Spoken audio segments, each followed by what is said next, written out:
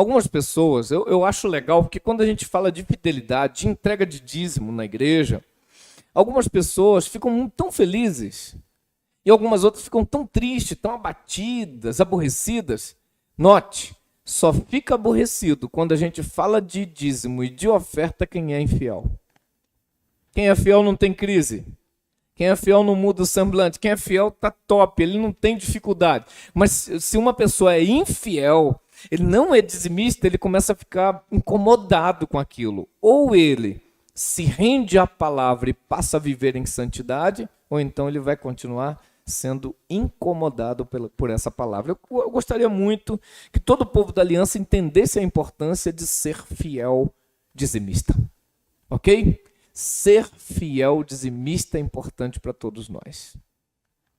Eu vou contar para vocês um testemunho de um rapaz chamado Robson. Robson, eu cheguei a conhecê-lo. Ele é de uma igreja no Rio de Janeiro, na Baixada Fluminense. Meu primo falou comigo sobre ele. O Robson, fiel, dizimista, converteu. A esposa dele não era da igreja, não professava a mesma fé, não ia na igreja. E ele tinha um sonho de ter não só a esposa, como o filho na presença de Deus. O Robson não faltava culto.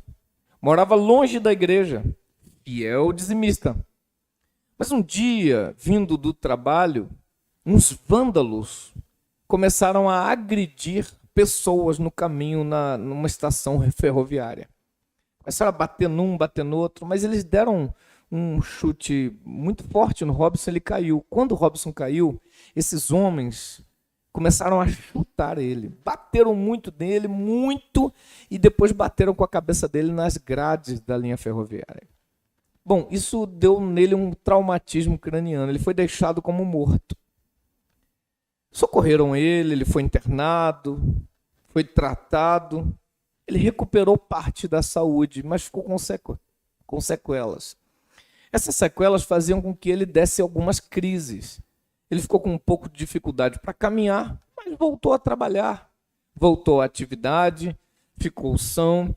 De vez em quando ele dava umas crises, uns apagões, mas continuou na igreja e não deixou de ser dizimista.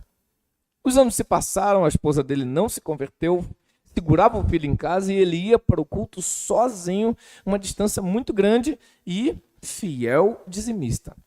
Mas um dia ele teve uma convulsão e morreu. E a igreja amava o Robson. Todos foram lá dar assistência à esposa, ao filho.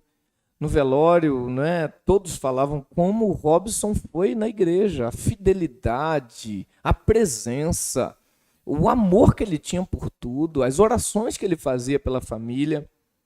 E, enfim, deram toda assistência. O pastor se aproximou da esposa, que com lágrimas, sofrendo, porque o Robson era um bom marido, ótimo pai, excelente crente.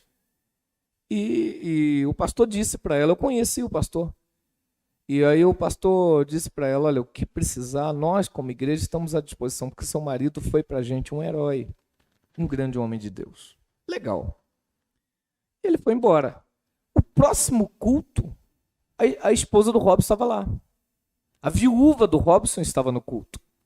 E o pastor, quando a viu pela primeira vez na igreja, depois de tantos anos, enquanto o marido estava vivo, ela não foi. Ele se aproximou dela e falou, que prazer lhe receber aqui.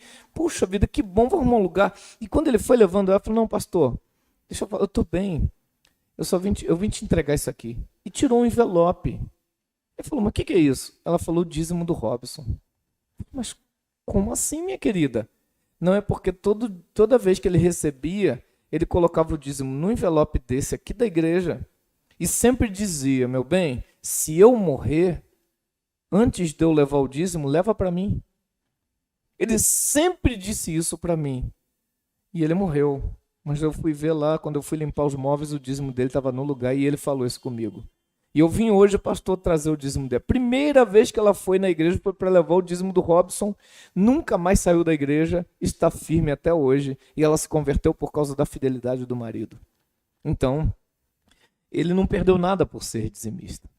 É um homem que já está com Deus, a esposa está salva, o filho foi batizado recentemente. Então esse testemunho, que está no livro Código da Aliança, pode servir para você em alguma coisa. Seja fiel. Seja fiel, Deus está vendo. Ah, pastor, mas ele foi agredido e tudo. Deixa eu te perguntar, e se ele morresse na infidelidade? E se ele morresse sem contribuir com o principal projeto de Deus nessa terra? Ah, por falar nisso, olha para mim.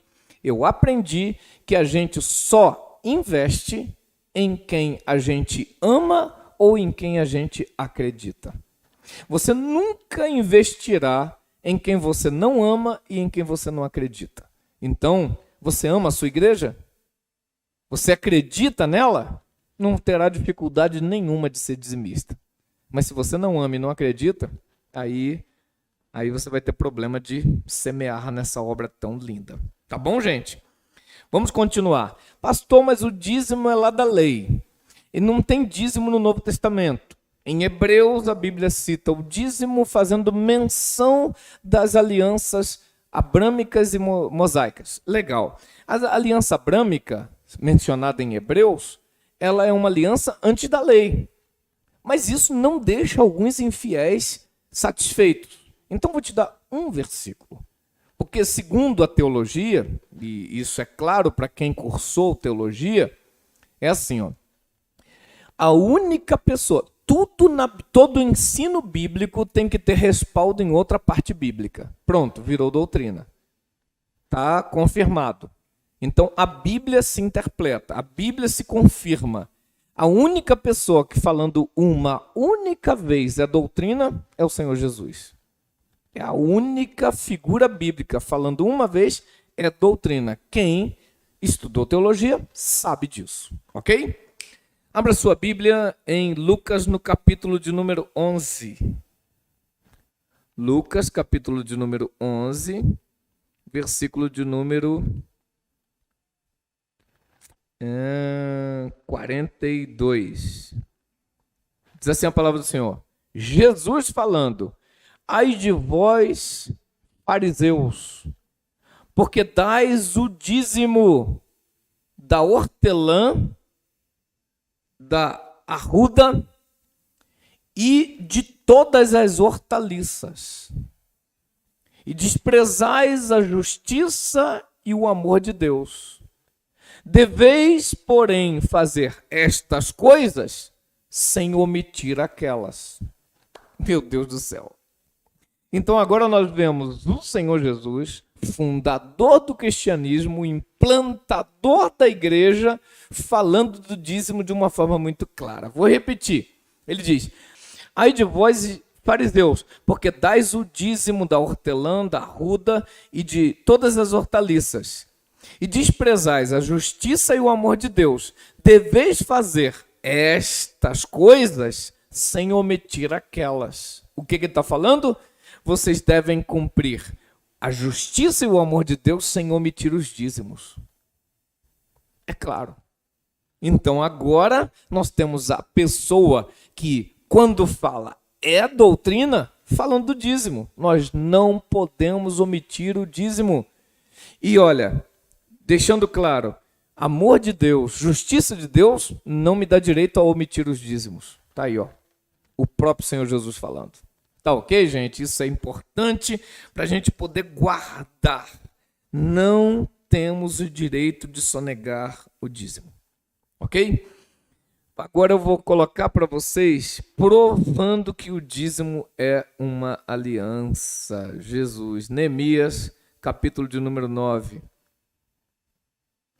Gente, Neemias, as muralhas foram destruídas, foram derribadas, e ele então pegou autorização, foi para lá, reconstruiu as muralhas de Jerusalém, e depois de reconstruídas, meu Deus, olha o que está no capítulo 9, no verso 38. Por causa de tudo isso, estabelecemos aliança fiel, o escrevemos e selaram-na os nossos príncipes, os nossos levitas, os nossos sacerdotes. Versículo 10, capítulo 10, verso 1. E os que selaram foram Neemias, o governador, ele dá uma lista de pessoas. Agora, atenção, eu quero voltar com você ao capítulo 9, verso 38. Muralha restaurada, reconstruída e aumentou o espaço de proteção. Uma vez reconstruída em 52 dias, ele faz um documento de aliança. Por causa de tudo isso, estabelecemos aliança fiel e o escrevemos e selaram-na os nossos príncipes, os nossos levitas e os nossos sacerdotes. E os que selaram foram Neemias, o governador. Ele era copeiro em Suzã, governador em Jerusalém. Eu não sei como você estava, mas Deus te levará para o governo em nome de Jesus. Agora o detalhe é que essa aliança fiel, leia o capítulo 10 todo. O capítulo 10 é o documento que todos tiveram que assinar. Assinaram os magistrados, assinaram todos os adultos, depois até criança que sabia assinar, sabia escrever, assinou ali. Qual era o acordo? Quem quiser morar dentro das muralhas de Jerusalém tem que assinar o documento de ser fiel nos dízimos e nas primícias. Olha bem, ali está falando que até o dízimo de uma fruta tirada da árvore tem que ser entregue ao Senhor. Então, eu entendo, com base em todo o estudo do livro de Neemias, que o que permitiu que a muralha caísse foi a infidelidade do povo. E Neemias disse, olha, quem não assinar esse documento não poderá morar dentro da proteção dos muros. Em outras palavras, o que permitiu que a muralha caísse foi a infidelidade do povo. Então quem vai morar aqui tem que ser fiel. E ele impôs isso. E todos que assinaram tinham o direito de ficar lá dentro. Era uma aliança. Olha aí, gente, a Bíblia deixa clara. Por causa de tudo isso, estabelecemos aliança fiel e o escrevemos e depois assinaram. Então, havia um termo de aliança de fidelidade nos dízimos e nas ofertas, também nas primícias. Está tudo aí, provando que o dízimo é uma aliança. E quando a gente não entrega o dízimo, a gente perde a proteção do lugar onde habitamos. Perdemos essa proteção.